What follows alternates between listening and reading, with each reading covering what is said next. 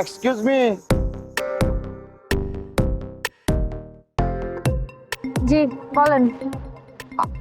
আপনার অবগতির জন্য পুনরায় আবার জানানো যাইতেছে যে এখন থেকে 9টার ভিতরে বাড়িতে ফিরে আসবেন। ঠিক আছে? আর যদি না আসেন তাহলে 9টার পরে কিন্তু আপনার বাড়িতে ঢুকা বন্ধ। কথাটা মনে রেখেন, পরে কিন্তু অনেক অনুরোধ করলেও কাজ হইতো না।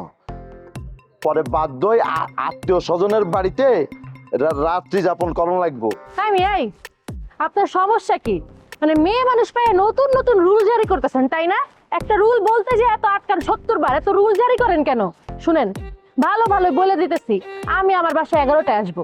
আপনি ভালো মতো 11টায় গেট খুললে তো ভালো, আর যদি না খুলেন তাহলে আপনার বাসায় ঢুকে আপনার গায়ে আগুন ধরাই দিব। কি বলতেছেন? আপনি কি বলতেছেন? আগুন ধরা দিবেন মানে কি? আপনি কি আমার আগুন ধরান দেওয়ার থ্রেট দিতেছেন? হ্যাঁ, অ্যাটেম্প টু মার্ডার। আপনার আর এই বাড়িতে থাকা চলতো না। আপনি অন্যদিকে বাসা দেখবেন। কথা ফাইনাল।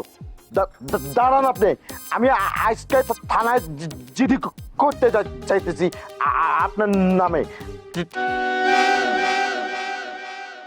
আপনার নামটা একটু বলেন, জিডিতে তো মেনশন করতে হবে। আমার নাম আমার নিজের বলা লাগবে না। আমার নাম আপনি একটু নিজেই জানতে পারবেন। আপনার ফাদার কই? আমি এখন আপনার ফাদারের সাথে কথা বলবো। আব্বা বাসায় নাই। আব্বার সাথে কথা বলি কোনো লাভ হইতো না। এখন থেকে এই বাড়িতে থাকতে হইলে আমার রুলস, আমার নিয়ম মানি চলতে হবে। কথা বুঝা গেছে? ক্লিয়ার? আপনি যদি আমার বাসায় আবার যান, আপনাকে কিন্তু উচিত শিক্ষা দিয়ে দিব। আপনার যদি টাকার দরকার হয় আপনি যাবেন না, আপনার বউকে পাঠাবেন, আপনার বউর কাছে টাকা দিয়ে দিব। আপনাকে যদি আমার বাসার আশেপাশে দেখছি একদম অপমান করে বের করে দেব বলে দিলাম। শুধু উল্টাপাল্টা কথা বলতেছে। আমার কোনো বউ নাই। আফসোস, কোনো মেয়ে আমাকে বুঝলো না। আব্বা শোনো, একটু ঠান্ডা মাথায় চিন্তা করো। তুমি আজকে বৌদিকে খবর দাও, বৌদিকে ডাক দিয়ে আল্লাহর দোহাই লাগে বিয়ের ডেটটা ফাইনাল করে ফেলো। তা না হলে কিন্তু তুমি দেখবা শিওর সাদ্দাম ভাই আরো যন্ত্রণা করবে, এমনকি এমন কিছু আমাকে বিয়েও করে ফেলতে পারে। তার থেকে ভালো বৌদিকে খবর দিয়ে বিয়ের ডেটটা ফাইনাল করে ফেলো আজকে। ওই বই না, এটা ওই একটা লম্পট 2 নম্বরই পোলা। অল লাগে আমার মায়ের বিয়ে আমি দিব, কোনো সুমানা। এমন কি করছে যে ও এখন 2 নাম্বারে পোলা হয়ে গেল? আমি তো বুঝলাম না। 2 দিন আগেও তো তুমি বলতা বৌদি কত ভালো ছেলে, লক্ষ্মী ছেলে। কি এমন অকারেন্স করছে যে আজকে বৌদি লম্পট হয়ে গেল তোমার কাছে? সাইলার কাছে ওর বাগনি আহে, ওই বাগনির লগে বদির জমে আছে গা। বদির লগে বিয়া দিলে তুই সুখী হবি না।